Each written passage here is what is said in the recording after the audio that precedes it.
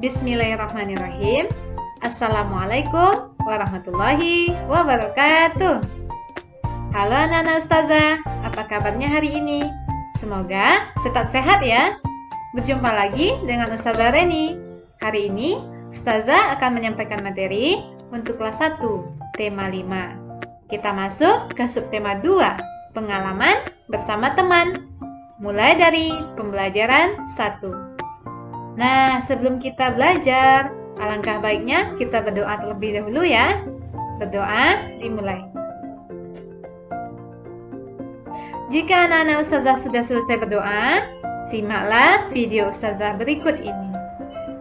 Pertama, ustazah akan menyampaikan tujuan pembelajaran kita. Kira-kira anak-anak ustazah di rumah sudah tahu belum ya, kita mau belajar apa hari ini? Nah, yang pertama, setelah kita belajar nanti, anak-anak ustazah sudah bisa memeragakan gerak anggota tubuh menirukan gerak tumbuhan. Kemudian yang kedua, menuliskan ungkapan permintaan maaf. Jika pada materi sebelumnya kita menuliskan ungkapan pujian, untuk sekarang kita harus bisa menuliskan ungkapan permintaan maaf. Dan yang ketiga, anak-anak ustazah bisa mengetahui aturan bermain bersama teman di rumah. Itulah tujuan pembelajaran kita hari ini ya anak-anak ustazah. Baiklah. Di rumah, tentu anak-anak ustazah memiliki banyak teman. Dengan teman kita bisa berbagi, kita bisa bermain, bisa lari-larian. Jika ada yang salah, tentu kita saling memaafkan, saling berbagi mainan, saling menyayangi. Itulah yang dinamakan dengan teman. Jadi, kalau kita punya banyak teman, tentu hati kita menjadi senang. Beginilah perasaan Dayu dan teman-temannya. Lihatlah gambar ustazah.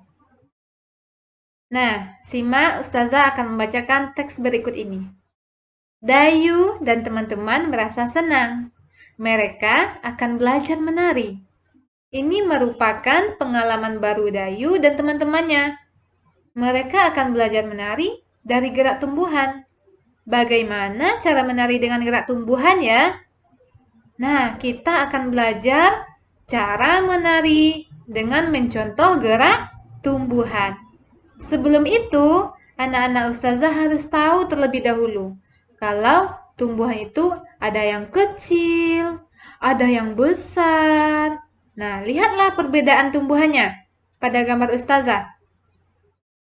Kemudian, ada tumbuhan yang rendah, ada juga yang tinggi.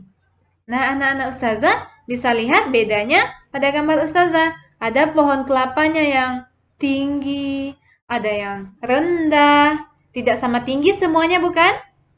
Oke, kita lanjut. Nah, tumbuhan tidak dapat berpindah, namun dapat bergerak jika dihinggapi kumbang, ditiup angin, atau karena ada cahaya. Nah, tumbuhan berbeda dengan hewan ya anak-anak. Kalau hewan, dia bisa berpindah tempat sendiri. Beda kalau dengan tumbuhan. Tumbuhan dia tidak bisa berpindah. Namun, hanya dapat bergerak jika dihinggapi kumbang, ditiup angin, atau karena ada cahaya. Nah, pada gambar ustazah, ada gambar bunga yang sedang dihinggapi kumbang. Kemudian, gambar pohon kelapa yang sedang ditiup angin. Coba anak-anak ustazah perhatikan di rumah. Jika pohon kelapanya ditiup angin, bergerak tidak ya? Coba lihat sekarang ya. Oke, kita lanjut. Nah, Benny dan teman-temannya ternyata mereka menirukan gerak tumbuhan. Yang pertama mereka tiru adalah gerak tumbuhan rendah. Coba lihat kaki Benny. Kaki Benny ditekuk dengan cara badannya lurus, kaki ditekuk untuk meniru gerakan tumbuhan rendah. Kemudian yang kedua, Benny meniru gerak tumbuhan tinggi. Kakinya lurus, badannya lurus, kemudian tangannya diangkat ke atas. Nah, kemudian Benny meniru tumbuhan gerak tumbuhan bertangkai lebar. Tangannya direntangkan ke samping kiri dan kanan. Anak-anak ustazah bisa mempraktekkan yang Beni praktekkan ya. Kemudian selanjutnya Beni mempraktekkan gerak tumbuhan dengan tangkainya yang sedang berayun-ayun. Kemudian gerak menjulang ditiup angin. Yang terakhir, Beni juga meniru gerak tumbuhan yang sedang menguncup. Coba anak-anak ustazah praktekkan di rumah ya. Gerakan yang sudah Beni lakukan. Nah, untuk selanjutnya, simaklah ustazah akan membacakan teks berikut ini. Udin dan teman-teman sedang memperagakan gerakan pohon kelapa tertiup angin. Udin tidak sengaja menyenggol bahu Edo. Udin berkata, "Maaf Edo, saya tidak sengaja." Edo tersenyum lalu berkata, "Tidak apa-apa Udin." Edo dan Udin kembali mencoba gerakan kelapa tertiup angin. Nah, begitu ya. Kalau ada teman kita yang minta maaf, kita harus memaafkan. Begitu juga sebaliknya. Kalau kita yang salah, tentu kita yang akan minta maaf kepada teman. Saling memaafkan itu akan lebih indah dan membuat pertemanan kita menjadi semakin erat lagi.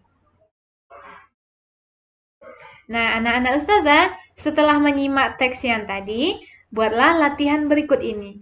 Nomor 1, apa yang sedang dilakukan Udin dan teman-temannya? Kemudian yang nomor 2, apa yang terjadi dengan Udin dan Edo? Dan yang nomor 3, apa yang Udin katakan kepada Edo? Nah, anak-anak ustazah ingat ya, Udin mengatakan apa ya tadi kepada Edo? Kemudian nomor 4, bagaimana sikap Edo? Kemudian yang kelima, menurutmu bagaimanakah sikap Udin dan Edo? Apakah patut ditiru atau gimana? Anak-anak ustazah, silahkan kerjakan latihannya ya di buku latihan tema. Kemudian ada juga latihan keduanya. Anak-anak ustazah bisa menuliskan ungkapan permintaan maaf. Ingat, tujuan pembelajaran kita tadi bisa menuliskan ungkapan permintaan maaf. Ada 5 soal. Yang pertama, kamu tidak sengaja menjatuhkan barang milik temanmu. Ini soalnya ya. Kemudian yang kedua, kamu tidak sengaja menyenggol teman saat berjalan. Dan yang ketiga, kamu tidak sengaja menabrak teman saat berlari. Yang keempat, kamu lupa mengembalikan buku yang kamu pinjam dari teman. Yang kelima, kamu tersandung barang teman yang tergeletak di lantai. Nah, untuk caranya, ustazah akan beri contoh satu. Contoh, nomor 1. Soalnya tadi, kamu tidak sengaja menjatuhkan barang milik temanmu. Jawabannya kira-kira apa ya? Tugasnya tadi adalah menuliskan ungkapan permintaan maaf. Lihat jawabannya. Maaf Fatimah, saya tidak sengaja menjatuhkan bukumu.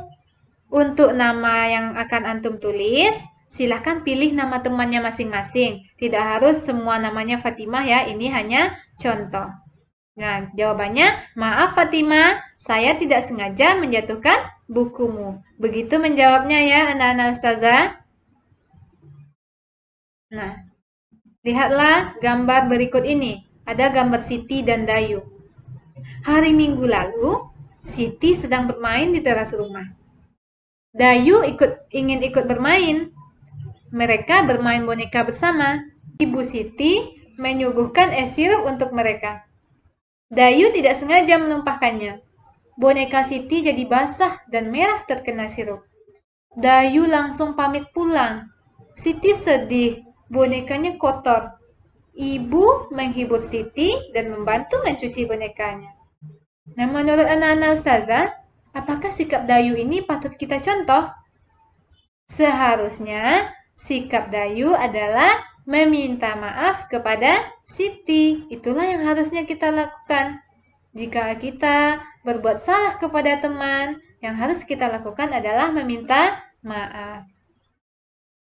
Dan yang harus anak-anak ustazah ingat adalah Orang baik adalah orang yang mau meminta maaf dan menyadari kesalahannya. Rasulullah Shallallahu Alaihi Wasallam bersabda, semua anak cucu Adam pernah melakukan kesalahan. Sebaik-baiknya orang yang bersalah adalah orang yang bertaubat. Hadis riwayat Tirmizi.